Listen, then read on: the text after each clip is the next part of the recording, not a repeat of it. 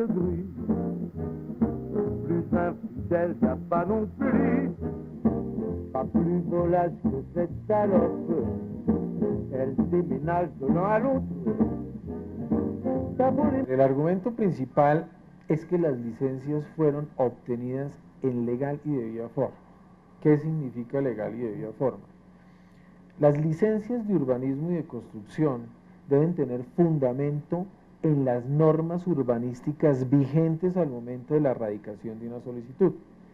Cuando se radicaron esas licencias, se radicaron con base en decretos de incorporación suscritos por los alcaldes del distrito de la época, que habían sido fundamentados en el decreto 320 de 1992, a su vez autorizado por el Consejo de Bogotá a través del acuerdo 6 del 90, con base en el cual la ciudad entendió que había unas zonas de los cerros absolutamente degradadas, unas zonas del sector suburbano de los cerros totalmente degradadas por barrios subnormales o por canteras, por explotación de canteras, que respecto a las cuales el distrito no tenía cómo recuperarlas, razón por la cual invita a los inversionistas constructores para que recuperen ambientalmente la zona y correlativamente se les permita un desarrollo de construcción de muy baja densidad, generando un elemento jurídico fundamental, que es que incorporan la zona al perímetro urbano de la ciudad, momento en el cual esas zonas dejaron de ser rurales y por lo tanto cerro con protección y se convierten en urbana, categoría urbana, con posibilidad de obtener licencias. Cuando Planeación Distrital y la CAR llegaron a un acuerdo, y fue el acuerdo 59 del 87 de la CAR, que a condición de urbanizar en baja densidad la parte de abajo de los cerros, los urbanizadores le entregarían a la ciudad, para que la ciudad lo restaurara, lo conservara, lo utilizara en recreación, en educación ambiental, el resto de los cerros. Y allí en ese año nació en Planeación Distrital y la CAR la idea del gran parque ecológico de los cerros. Desafortunadamente, errores que se cometieron después en la publicación de las normas, problemas jurídicos que nadie pudo advertir, llevaron a que en el año 90 quedaran dos normas simultáneamente, y durante 10 años existieron dos normas en los cerros orientales, una que le hablaba de una reserva forestal donde no se podía construir nada, y otra que hablaba de que se podía construir en la parte de abajo, pero haciéndole unas entregas a la ciudad. Lamentablemente, las otras normas que reglamentaban cómo se hacían esas entregas de bosque y páramo a la ciudad, esas normas no quedaron en pie por un problema de trámite, por un problema procedimental. De modo que vimos 10 años de incorporaciones de proyectos urbanísticos en el borde de los cerros, hasta las cotas 2800, 2900, 10 años de legalización de barrios ilegales, de barrios informales, que crecieron muchos de ellos sobre canteras muy peligrosas, en condiciones de inestabilidad, pero nunca vimos lo que la ciudad debía recibir por ese error. Si yo pregunto cuál es el mandato constitucional o legal que establezca el área de la reserva, cuántas hectáreas deben estar reservadas, esa norma no existe. Es decir, de lo que se trata es de evitar que continúe pasando lo que ha sucedido. Y es que ahora, por ejemplo, en el mes de abril del año pasado, la actual ministra de Medio Ambiente, con razones a lo mejor muy juiciosas, no soy yo quien la juzga, sustrajo de la reserva 900 hectáreas. Lo mismo había hecho en su momento la CAR y lo mismo hizo también Planeación Distrital. ¿Cómo hacemos para evitar eso? Mañana puede llegar un gobernante que reduce a la mitad la reserva. ¿Cómo hacemos para evitar eso? Porque siempre habrá un inversionista, un empresario, que con un propósito mercantil seguramente muy juicioso, va a tener interés en sustraer de la reserva algunas hectáreas para hacer obras. Ha llegado el colmo de la responsabilidad, Ramón, que encontramos licencias de construcción otorgadas, negadas por curadores y otorgadas por Planeación Distrital hace algunos meses, algunos años, y se entregó la licencia para construir dentro de la reserva a condición que en el término de unos meses el titular de ese derecho lograra la sustracción de esos predios de la reserva. Y por supuesto, entonces allí viene el lobby y la intriga, y nos conocemos cómo es la administración pública en Colombia, y el poder del dinero y la corrupción, y entonces seguramente se sustraen con frecuencia algunas hectáreas de manera lícita, se sustraen hectáreas de la reserva. La idea entonces es que no vuelva a suceder, porque habrá un mandato inequívoco, obligatorio y perenne, y no habrá ni una sola construcción particular nueva en los cerros de Bogotá. No es que los decretos de incorporación se hayan hecho indiscriminadamente en los cerros, no. El decreto 320, que es de protección del sistema orográfico de la ciudad, señaló que solamente se podía concertar en zonas degradadas y se hizo un estudio físico de cuáles eran las zonas degradadas. Entonces, los decretos de incorporación se hicieron solamente sobre predios que tenían barrios subnormales que obviamente generaron degradación del cerro y explotaciones de cantera. No existe una definición de parte del Ministerio del Medio Ambiente sobre la línea que divide la reserva forestal de la franja de adecuación de los cerros. Estoy diciendo que mientras el señor alcalde no tenga absolutamente claro hasta dónde llegan las competencias del Ministerio del Medio Ambiente, le es imposible determinar en algunos casos cuáles desarrollos urbanísticos estarían en situación de legalidad y cuáles estarían en situación de ilegalidad. Los asentamientos subnormales existentes en los cerros se originan básicamente en el llamado urbanizador pirata, que es aquel que no acude a las normas, ni mucho menos a la autoridad competente para que le dé una licencia. A él eso no le importa, porque su negocio es urbanizar en contra de la ley. Esos son los desarrollos ilegales. Los desarrollos legales son aquellos que se encuentran fundados en normas legales, como es el caso de los urbanizadores legales, que son los titulares de esas licencias.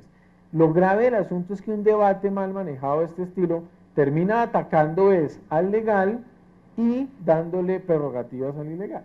El pasado debe quedar en manos de las autoridades competentes y de los jueces de la República, y sobre eso tú vas a encontrar todo tipo de posiciones, quienes alegan haber actuado el derecho y quienes piensan que se cometieron irregularidades. Ese es un tema que habrá, repito, que dejar en manos de las autoridades. A nosotros lo que más nos interesa es el futuro.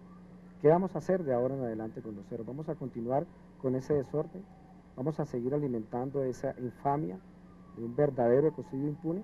¿Se van a seguir acabando los cerros? Si no actuamos rápidamente, muy probablemente las construcciones particulares van a llegar hasta la cima del cerro.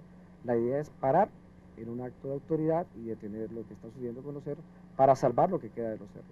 Hay varias situaciones jurídicas que estamos analizando, hay varios derechos que podríamos decir que han sido adquiridos ya por gente que construyó en los cerros, pero también hay expectativas de derecho, como aquellas licencias que están condicionadas a la sustracción de la reserva del predio. Todas esas situaciones, por orden del Tribunal Contencioso Administrativo y por política del señor alcalde, están siendo valoradas en forma individual por el Departamento de Planeación para tomar decisiones sobre la legalidad de los desarrollos urbanísticos.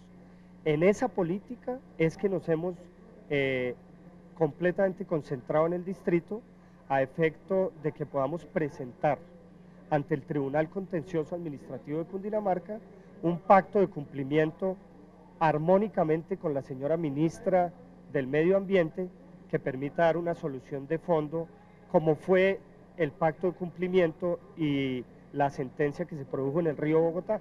Poner en entredicho las licencias de urbanismo pone también en entredicho los decretos de legalización que generan los mismos derechos a un urbanizador. Y eso podría generar un problema muy complejo respecto de la inversión social en estos barrios. Savonner comme personne, sans hésiter, elle s'abandonne. Plein de mérite, bien possible. Si nos hemos puesto de acuerdo en un consenso social en la ciudad, en el cual se va a vincular la empresa privada, las instituciones públicas, la sociedad civil, pues yo creo que una vez armado ese consenso, que nos permite ponernos de acuerdo en que no va a haber más obras, entre todos vamos a iniciar las acciones correspondientes para recuperar los cerros. Yo personalmente he hablado con empresarios que nos han manifestado su voluntad no solamente de respaldar la consulta, sino a partir de allí disponer de recursos financieros para iniciar obras de reforestación, para iniciar obras de saneamiento de los cerros, para recuperar el terreno perdido hasta donde sea posible. Hay zonas que han sido devastadas, en las cuales se puede hacer un proceso de recuperación lento, pero digamos irreversible. Hay daños que ya no se van a poder sanear, sobre todo el daño ocasionado por las canteras, porque donde han sido saqueados toneladas de tierra de los cerros va a ser muy difícil. El caso del bosque nativo, por ejemplo, más del 50% del bosque nativo desapareció. Yo veo muy difícil volver a recuperarlo, pero habrá que pensar en otras formas de recuperación del cerro novedosas, y a eso nos vamos a poner. Por ejemplo, los cerros podrían ser objeto de actividades pedagógicas por parte de la administración. Podríamos construir parques, senderos, para que los jóvenes hagan expediciones, poder fomentar siembras, y en fin, actividades para recuperarlo.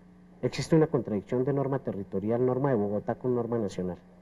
El plan de ordenamiento territorial dijo que debería formularse el plan de ordenamiento y manejo de los cerros orientales, el famoso PONCO que no se ha formulado por contradicciones entre Bogotá, la CAR, el DAMA, los diferentes alcaldes. Ahí han habido dificultades y colisión, pues digamos, no solo de opiniones, sino también de funciones entre las diferentes entidades. Yo creo que la alternativa hoy es la formulación del plan de ordenamiento, primera cosa. Segunda cosa, la intervención del Ministerio del Medio Ambiente sigue siendo la misma intervención del Ministerio de Agricultura en el pasado.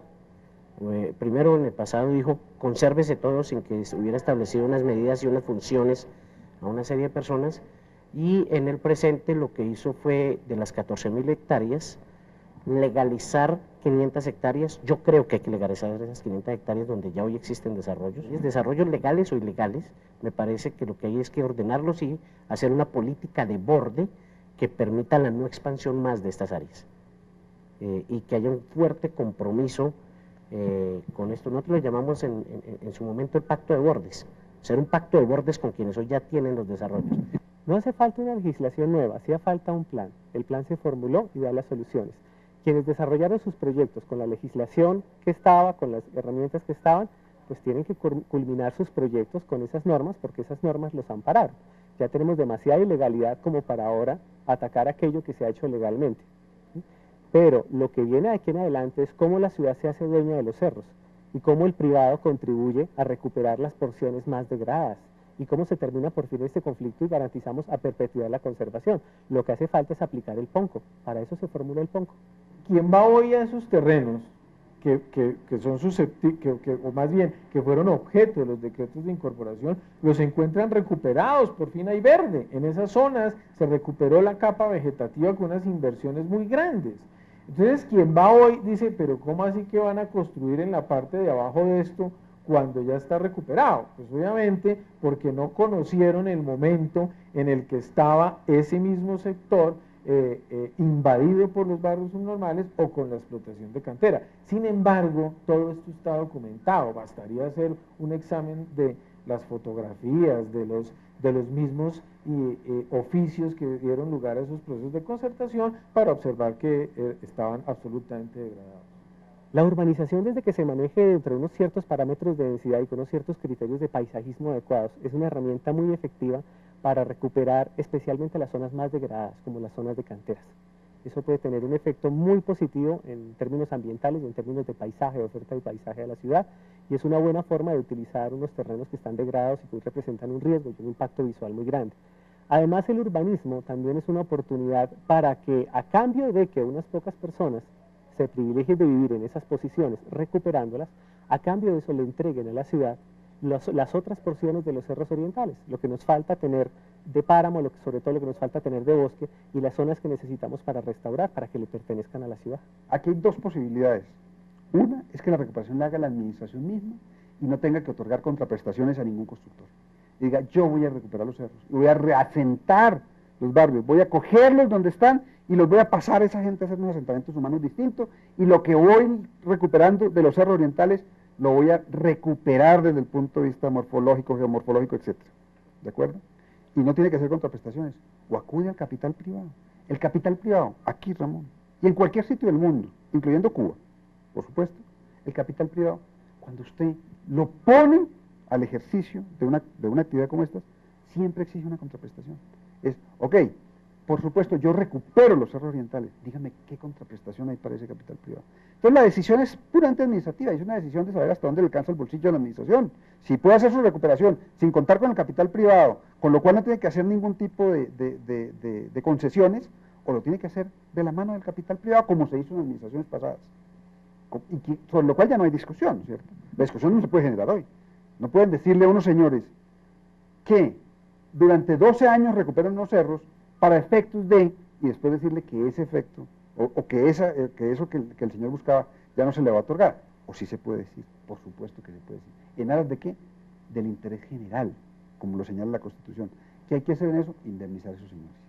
La pregunta es sí, disponer de una cifra que, como la señala el contador, yo no la conozco, puede estar cercana a los 2 o 3 billones de pesos, es razonable, versus dejar unos desarrollos que por supuesto tienen que adaptarse a todas las circunstancias, pero que hay que hacer en los cerros orientales. Los cerros no los podemos recuperar con fundamentalismo. Eso no funciona. Como quiera que los cerros orientales de Bogotá comportan un lindero fundamental de la ciudad, del perímetro urbano de la ciudad, usted no puede pretender recuperar cerro sin generar una zona de transición entre la ciudad y lo rural. Nosotros estamos completamente de acuerdo en que la zona rural del cerro, no degradada, hay que conservarla a toda costa. Pero eso se logra si logramos señalizar, generar un cordón de transición entre la ciudad y ese cerro, para que eso que está sin desarrollar y sin barrios subnormales y sin explotación de canteras se pueda conservar. Porque lo más peligroso de esto sería un fundamentalismo según el cual, a partir de la vía, llámese carrera séptima, carrera quinta o avenida Circunvalar, de ahí para arriba, decidimos declararlo de reserva y no se puede tocar, y en el paso del tiempo, por la imposibilidad policiva del control, terminan otra vez desplegándose barrios subnormales, y el problema para el distrito va a ser muy complicado en el futuro. Estamos completamente de acuerdo en que eso hay que conservarlo.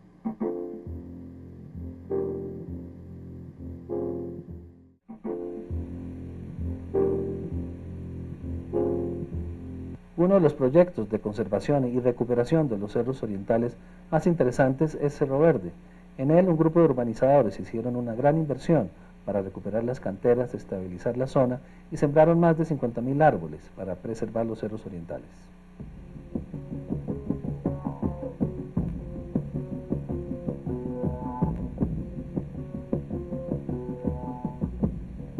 La preservación de los cerros orientales tomó fuerza a fines de los años 70. Como fuente de oxígeno, agua, fauna y flora, se redescubrió su valor. Surgieron las zonas de reserva forestal y se exigió licencia ambiental para nuevos desarrollos. Muchos sectores ya habían sido ocupados. La explotación de canteras, la tala del bosque y el desarrollo de barrios ilegales produjeron serios daños. Un ejemplo fue el barrio Santo Domingo a la altura de la calle 70, donde desde 1928 se abrió una cantera. Durante su explotación se redujo en 90% la selva nativa y la fauna, y la deforestación produjo una grave erosión. En los 90 Bogotá se transformó. El Estado y el Distrito reglamentaron el uso del suelo en los cerros. El objetivo era preservarlos y restaurarlos. Para fomentar la recuperación de los cerros, las normas permitieron el desarrollo de proyectos urbanísticos que contribuyeran en la misión. Cerro Verde es un modelo para recuperar un sector de los cerros orientales de alto deterioro. Con base en las normas vigentes, un grupo de empresarios de larga trayectoria emprendió el esfuerzo. Contrató un selecto equipo de arquitectos, ingenieros ambientales y paisajistas. Diseñó la recuperación ambiental. En 1995, Cerro Verde obtuvo la licencia ambiental y enseguida inició la recuperación. El proyecto implicó negociar con cada uno de los habitantes del barrio Santo Domingo. En ejemplo de conservación, los habitantes recibieron un pago justo, adquirieron nuevas viviendas y desalojaron el cerro. La recuperación se inició de inmediato. Ante la grave erosión se hizo un sofisticado y costoso trabajo de ingeniería. Se introdujeron anclajes de concreto reforzados para darle sostenibilidad a la montaña en las zonas más deterioradas por la cantera. Se instaló una malla vegetal que sembraron a profundidad de semillas. Con la malla y al germinar las semillas, se estabilizó la tierra y resurgió la capa vegetal. Se hizo un vivero en el sitio y se sembraron 100.000 árboles y plantas nativas. Los resultados hoy son visibles. El 50% del lote recuperado se le entregó al distrito como zona de reserva forestal. En el 12% del área del resto del lote, de acuerdo a la licencia de construcción que respeta todos los parámetros y normas de protección, se construirá la urbanización ambiental Cerro Verde. Cerro Verde es una urbanización ambiental modelo que demuestra cómo, respetando todas las normas y procedimientos, el sector privado puede contribuir a restaurar y preservar los cerros orientales de Bogotá. La experiencia en el mundo demuestra que una buena manera para garantizar la preservación de recursos naturales es mediante el esfuerzo de ciudadanos interesados en preservar su entorno.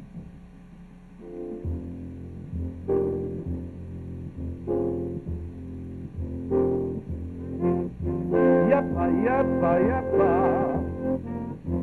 Yapa, yapa, yapa, yapa. Yapa, yapa, yapa. Yapa, yapa, yapa, yapa. Y'a pas plus belle que cette grue. Plus infidèle, y'a pas non plus. Pas plus volace que cette salope. Elle déménage de l'un à l'autre. Ça vaut l'aimer comme personne, sans hésiter, elle t'abandonne. Plein de mérite bien possible. Al producir un feliz año. Un ejemplo fue el barrio Santo Domingo a la altura de la calle 70, donde desde 1928 se abrió una cantera. Durante su explotación se redujo en 90% la selva nativa y la fauna, y la deforestación produjo una grave erosión. En los 90 Bogotá se transformó. El Estado y el Distrito reglamentaron el uso del suelo en los cerros. El objetivo era preservarlos y restaurarlos. Para fomentar la recuperación de los cerros, las normas permitieron el desarrollo de proyectos urbanísticos que contribuyeran en la misión. Cerro Verde es un modelo para recuperar un sector de los cerros orientales de alto deterioro. Con base en las normas vigentes, un grupo de empresarios de larga trayectoria emprendió el esfuerzo. Contrató un selecto equipo de arquitectos, ingenieros ambientales y paisajistas. Diseñó la recuperación ambiental. En 1995, Cerro Verde obtuvo la licencia ambiental y enseguida inició la recuperación. El proyecto implicó negociar con cada uno de los habitantes del barrio Santo Domingo. En ejemplo de concertación, los habitantes recibieron un pago justo, adquirieron nuevas viviendas y desalojaron el cerro. La recuperación se inició de inmediato. Ante la grave erosión se hizo un sofisticado y costoso trabajo de ingeniería. Se introdujeron anclajes de concreto reforzados para darle sostenibilidad a la montaña en las zonas más deterioradas por la cantera. Se instaló una malla vegetal que tendrá una profundidad de semilla. Con la malla y al germinar las semillas, se estabilizó la tierra y resurgió la capa vegetal. Se hizo un vivero en el sitio y se sembraron 100.000 árboles y plantas nativas. Los resultados hoy son visibles. El 50% del lote recuperado se le entregó al distrito como zona de reserva forestal. En el 12% del área del resto del lote, de acuerdo a la licencia de construcción que respeta todos los parámetros y normas de protección, se construirá la urbanización ambiental Cerro Verde. Cerro Verde es una urbanización ambiental modelo que demuestra cómo, respetando todas las normas y procedimientos, el sector privado puede contribuir a restaurar y preservar los cerros orientales de Bogotá. La experiencia en el mundo demuestra que una buena manera para garantizar la preservación de recursos naturales es mediante el esfuerzo de ciudadanos interesados en preservar su entorno.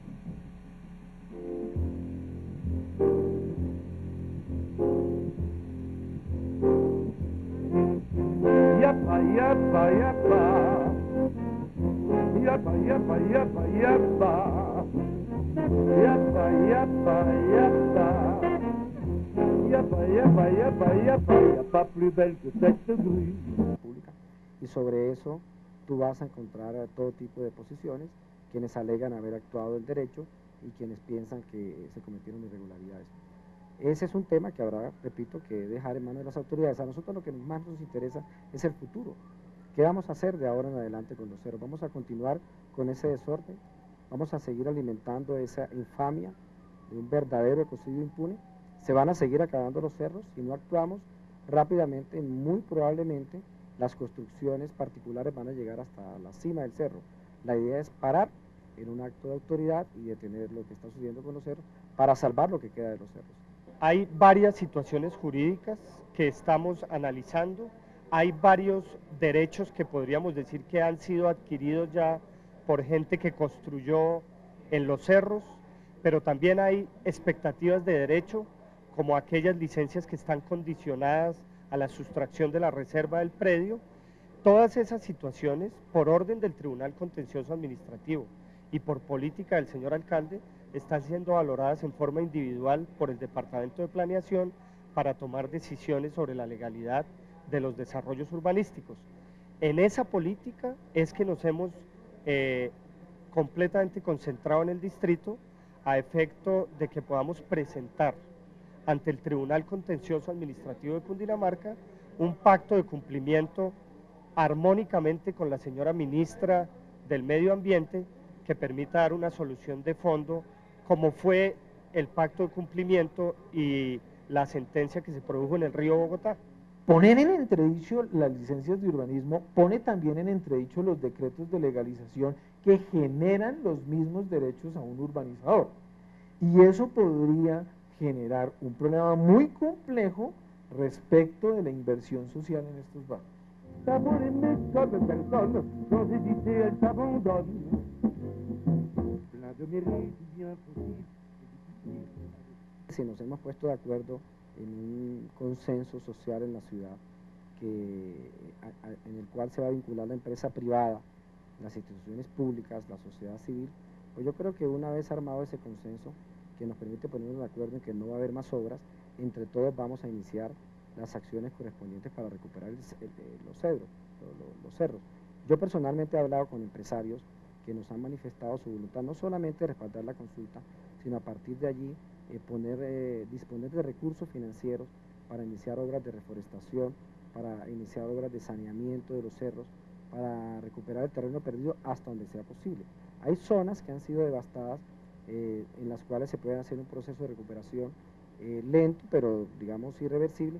Hay daños que ya no se van a poder sanear, respecto a las cuales el distrito no tenía cómo recuperarlas, razón por la cual invita a los inversionistas constructores para que recuperen ambientalmente la zona y correlativamente se les permita un desarrollo de construcción de muy baja densidad, generando un elemento jurídico fundamental, que es que incorporan la zona al perímetro urbano de la ciudad, momento en el cual esas zonas dejaron de ser rurales y por lo tanto cerro con protección y se convierten en urbana, categoría urbana, con posibilidad de obtener licencias.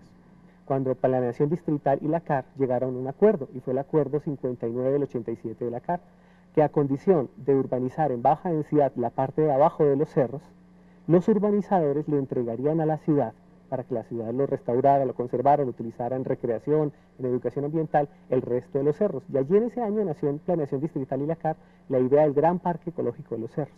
Desafortunadamente, errores que se cometieron después en la publicación de las normas, problemas jurídicos que nadie pudo advertir, llevaron a que en el año 90 quedaran dos normas simultáneamente, y durante 10 años existieron dos normas en los cerros orientales, una que le hablaba de una reserva forestal donde no se podía construir nada, y otra que hablaba de que se podía construir en la parte de abajo, pero haciéndole unas entregas a la ciudad. Lamentablemente, las otras normas que reglamentaban cómo se hacían esas entregas de bosque y páramo a la ciudad, esas normas no quedaron en pie por un problema de trámite, por un problema procedimental. De modo que vimos 10 años de incorporaciones de proyectos urbanísticos en el borde de los cerros, hasta las cotas 2800, 2900, 10 años de legalización de barrios ilegales, de barrios informales, que crecieron muchos de ellos sobre canteras muy peligrosas, en condiciones de inestabilidad, pero nunca vimos lo que la ciudad debía recibir por ese error. Si yo pregunto cuál es el mandato constitucional o legal que establezca el área de la reserva, cuántas hectáreas deben estar reservadas, esa norma no existe.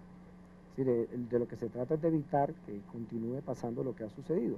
Y es que ahora, por ejemplo, en el mes de abril del año pasado, la actual ministra de Medio Ambiente, con razones a lo mejor muy juiciosas, no soy yo quien la juzga, sustrajo de la reserva 900 hectáreas.